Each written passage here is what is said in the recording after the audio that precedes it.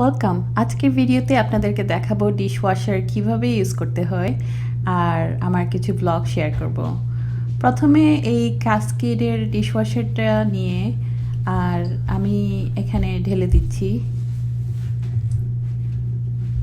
এখানে একটা সেকশন থাকে, এখানে ডিশওয়াশার লিকুইডটা ঢেলে দেওয়া যায়। তারপরে এই ডিশওয়াশারের মধ্যে উপরে অপশনগুলা, তো আমি স্টার্ট দিয়ে এখানে ডিফারেন্ট অপশনগুলো সিলেক্ট করা যায়। Heat dry, high temp wash, তারপর ডিলেও করা যায়। তো আমি সবচেয়ে শর্ট সাইকেলটা চুজ করার পরে আমি টেম্পারেচার কন্ট্রোল করা যায়, তারপরে এখানে আবার স্যানিটাইজও করা যায়। তো আমি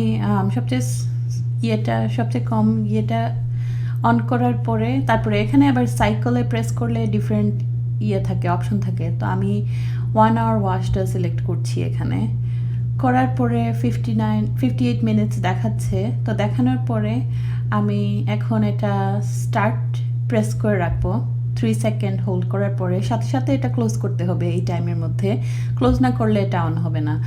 তো এই হলো ডিশওয়াশারটা অন হয়ে গেছে, এই গ্রিন বাটনটা অন, তার মানে এটা এখন অন। এটা হলো আমার আম্মার বাগান, উনি কন্টেনারে সব কিছু করেছেন।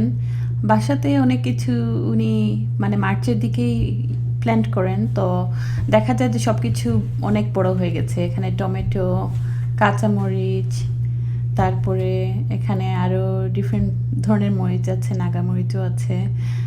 আর এগুলা মানে খুবই সুন্দর কন্টেনারে। একটা সুবিধা হলো যে উইন্টারে এগুলা বাসায় আবার ঢুকানো যায়, আর ওনার সুন্দর রোদ আসে। এখানে আবার উনি এগ প্ল্যান্ট ওইগুলাও প্ল্যান্ট করেছেন। তারপরে এদিকে আরও কাঁচামরিচ আছে, খাওয়ার সময় এগুলা পেড়ে নিয়ে যাওয়া যায়। তো এখানে আমার আম্মা আমাদের খাবারের জন্য কিছু পেড়ে নিয়ে যাচ্ছে মরিচ। আর এখানে আছে পুঁই শাক, তারপরে আরও বিভিন্ন ধরনের কাঁচামরিচ। তারপরে এখানে আরেকটা তাই চিলি বলে ওগুলা।